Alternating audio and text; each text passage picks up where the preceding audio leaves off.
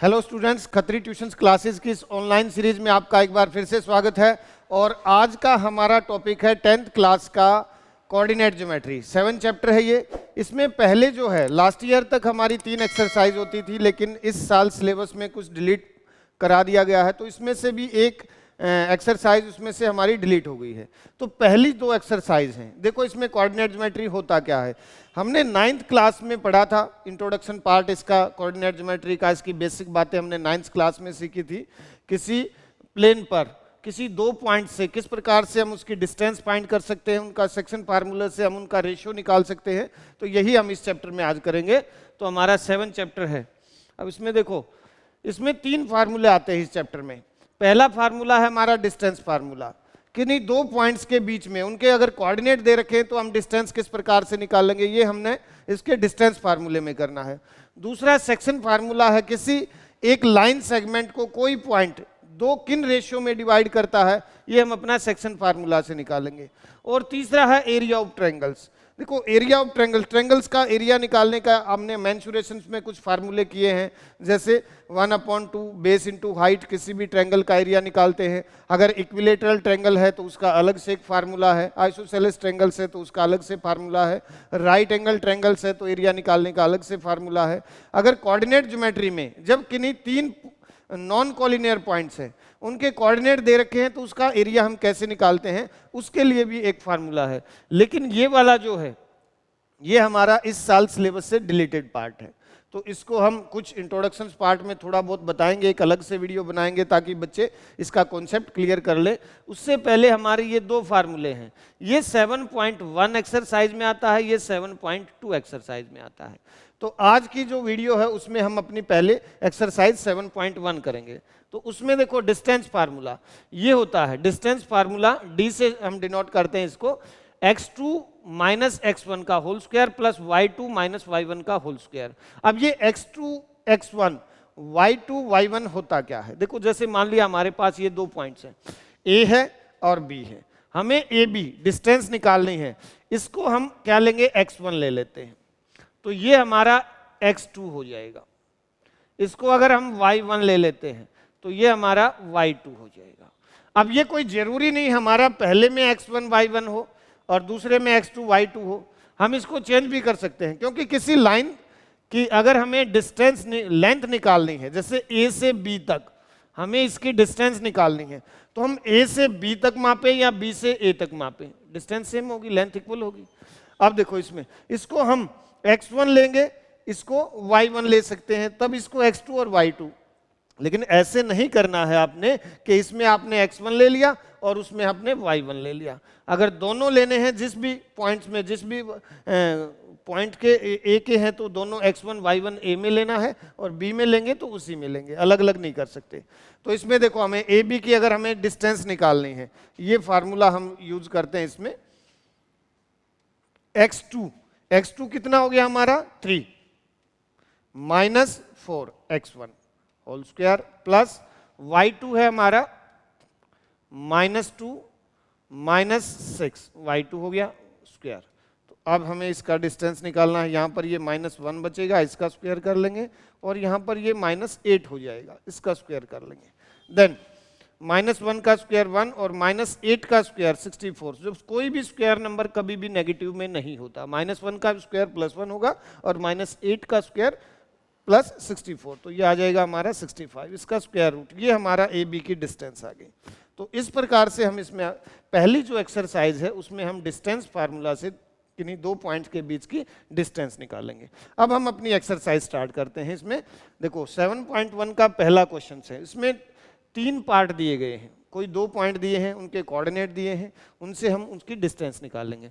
तो जो first part है, एक इसको a मान लेते हैं, हम इसको b मान लेते हैं, ठीक है, एक पॉइंट इसको a। तो हमें जब a b के डिस्टेंस निकालनी है, फॉर्मूला जरूर लिखें, हर बार लिखें ताकि ये हमारे अच्छी तरह से याद हो जाए। x2 माइनस x1 का whole square plus y2 minus y1 का होल स्क्वायर। x2 कितना है, अगर हम इसमें x2 लेते हैं 4, तो 4 माइनस 2 यहाँ पर x1 हो जाएगा स्क्वायर, प्लस y2 को अगर हम 1 ले लेते हैं तो y1 क्या हो गया 3, 1 माइनस 3 का होल स्क्वायर। ये हमारा 4 में से 2 माइनस करेंगे 2 बचेगा, और यहाँ पर भी 1 में से -3 तो माइनस का 2 यहाँ पर हमारा बचेगा। तो ये 4 + 4 स्क्वायर रूट कर देंगे 8 √8, ये हमारी डिस्टेंस आ गई। इसको हम इस प्रकार से भी लिख सकते हैं 2√2, और लास्ट में यूनिट लिखना जरूरी है, क्योंकि कोई भी डिस्टेंस किसी न किसी यूनिट में होगी, वो सेंटीमीटर में हो सकती है, मीटर में हो सकती है, किलोमीटर में, तो इसमें हमें वो नहीं दिया हुआ है किस यूनिट में है, तो इसको यूनिट लिखेंगे। नेक्स्ट क्वेश्चन से इसी का सेकंड पार्ट है हमारा। इसमें भी एक पॉइंट को हम मान लेते हैं P के कोऑर्डिनेट हो गए -5 और 7, और Q सेकंड को -1 और 3 हो जाएगा। जब हमें PQ की डिस्टेंस निकालनी है तो डिस्टेंस फार्मूला हम लगाएंगे x2 - x1 का whole square plus y2 - y1 का होल स्क्वायर। x2 हमारा कितना है, इसको ले लेते हैं हम x1 y1, x2 y2, तो ये -1, और जब हम इस -5 के आगे माइनस लगाते हैं तो ये प्लस हो जाएगा, तो +5 होल स्क्वायर प्लस ऐसे ही y में 3 - 7 होल स्क्वायर। तो ये हमारा बेटा हो जाएगा 4 का स्क्वायर, और इसमें -4 का स्क्वायर। फिर वही स्क्वायर नंबर कभी भी नेगेटिव में नहीं होता, ये 16 और ये +16 32 आ जाएगा। जब हम इसको फैक्टराइज करेंगे तो ये जैसे इसमें हम फैक्टर बना लेते हैं 2 × 2 × 2 × 2, और ये 5 टाइम्स आ जाएगा, तो पेयर बनाकर इसमें से बाहर निकाला जाता है, तो 2 × 2 और अंदर एक 2 बचेगा, तो इसको हम 4√2 यूनिट, ये इसकी डिस्टेंस आ गई। P और Q दोनों पॉइंट्स की डिस्टेंस निकालेंगे। ये तो सेकंड पार्ट था। नेक्स्ट पार्ट के लिए अब इसमें देखो, एक है A, इसको A ले लेते हैं, इसके कोऑर्डिनेट A और B दिए रखे हैं, इसमें वेरिएबल दी हुई है, और B के हैं -A और -B। जब हमें इसकी डिस्टेंस निकालनी है A से B की, AB लिख लेते हैं इसमें, वही फिर से formula x2 - x1 whole square plus y2 - y1 का होल स्क्वायर। हर बार फार्मूला जरूर लिखें। x2 क्या है, अब की बार -a है, और x1 है a, तो ये हो जाएगा हमारा -a का होल स्क्वायर प्लस -b का होल स्क्वायर। यहां पर हम -2a करेंगे, और ये भी हो जाएगा हमारा -2b।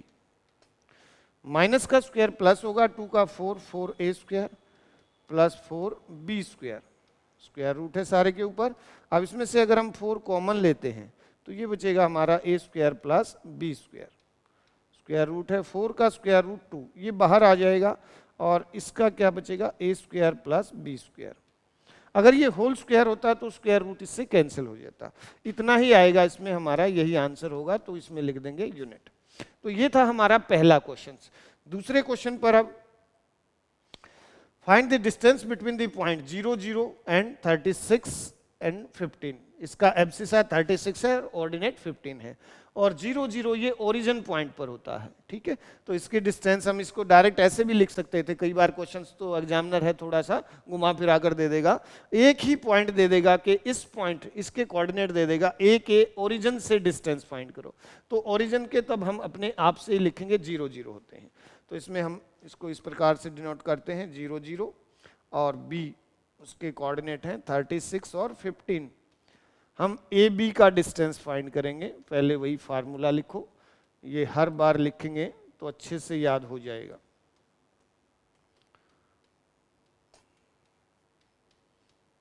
ठीक है, तो फर्स्ट पार्ट x2 कितना है 36 - 0, 36 - 0 का होल स्क्वायर प्लस 15 - 0 का होल स्क्वायर।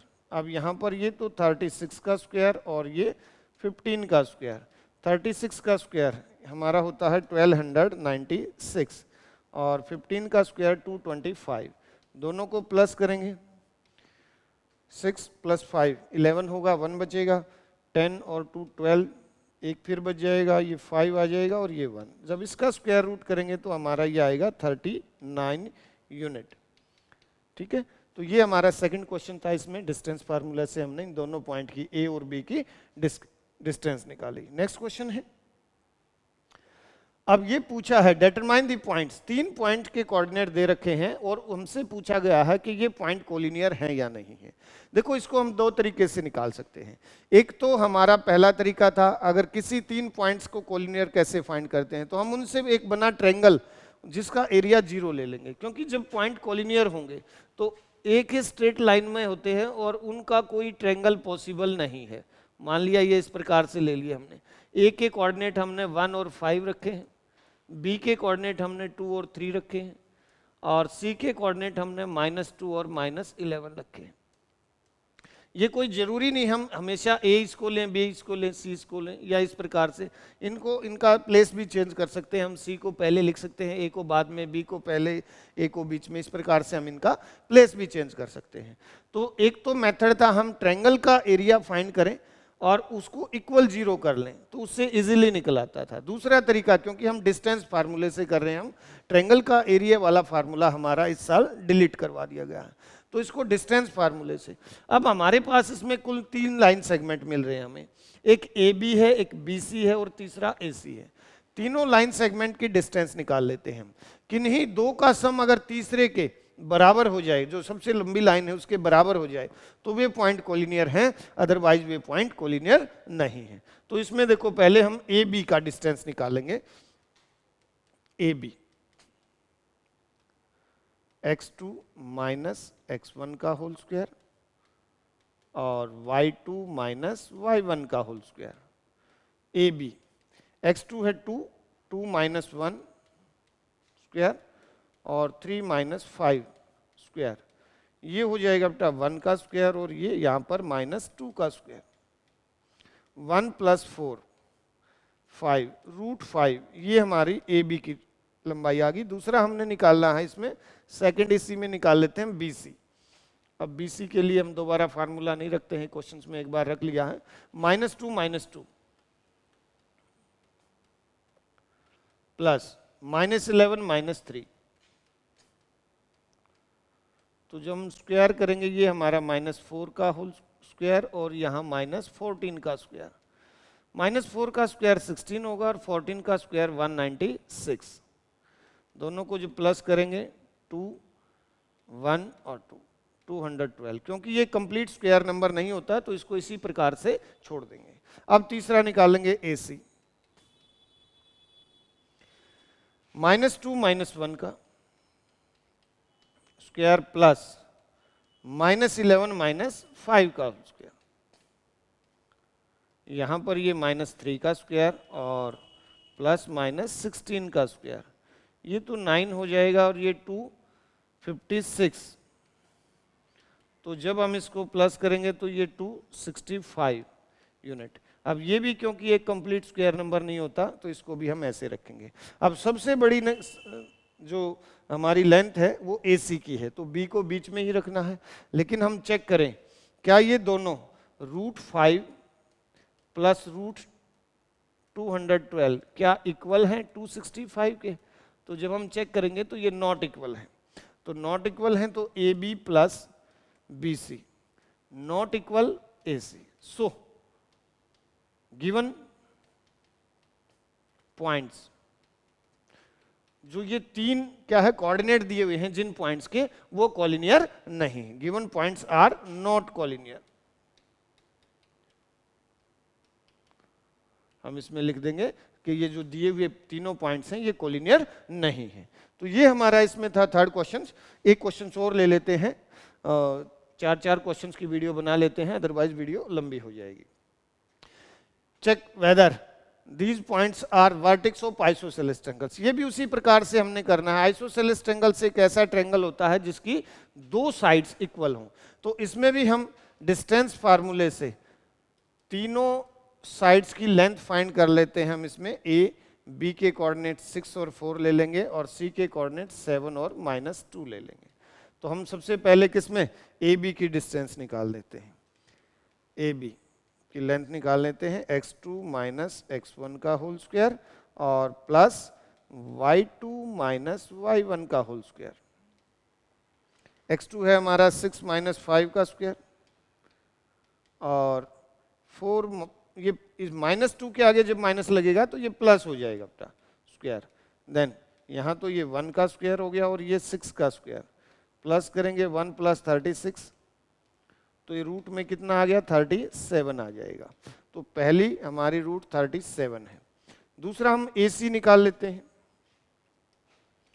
AC में डायरेक्ट करो A और C, 7 माइनस 5 का और -2 प्लस 2 का हो जाएगा ये। तो यहाँ तो ये 2 का स्क्वायर और यहाँ पर 0 का स्क्वायर होगा, तो ये 4 प्लस 0 4, तो ये आ जाएगा हमारा 2 यूनिट। अब क्योंकि 4 एक कंप्लीट स्क्वायर नंबर होता है तो ये 2 यूनिट आ गया। अब ये दोनों तो इक्वल नहीं है, तो तीसरी साइड भी निकाल लेते हैं हम BC। BC को निकालेंगे हम। B और C के कोऑर्डिनेट 7 माइनस 6 का होल स्क्वायर और -2 माइनस 4 का होल स्क्वायर। देन यहाँ पर ये 1 का स्क्वायर और ये -6 का स्क्वायर, तो यहाँ ये 1 प्लस 36, ये क्या हो जाएगा हमारा जो तीसरी लेंथ थी BC, रूट 37। अब देखो इसमें दो लेंथ जो है हमारी इक्वल हैं, एक AB और BC, यहाँ लिख लेंगे AB इक्वल BC। अब क्योंकि ट्रायंगल में दो साइड इक्वल है तो ट्रायंगल हमारा कैसा है, आइसोसेलेस ट्रायंगल से। सो आंसर लिख देंगे yes, given coordinates are from isosceles triangles. एक और क्वेश्चंस ले लेते हैं इसमें, क्वेश्चन नंबर 5। या वीडियो यह हमारा लंबा हो जाएगा तो इस क्वेश्चंस को हम नेक्स्ट वीडियो में बनाएंगे। इन्हीं 4 क्वेश्चंस को एक बार आप अपने आप से रिवीजन करेंगे और जो ये एक्सरसाइज है इसको एक बार स्टार्ट करेंगे। Thank you.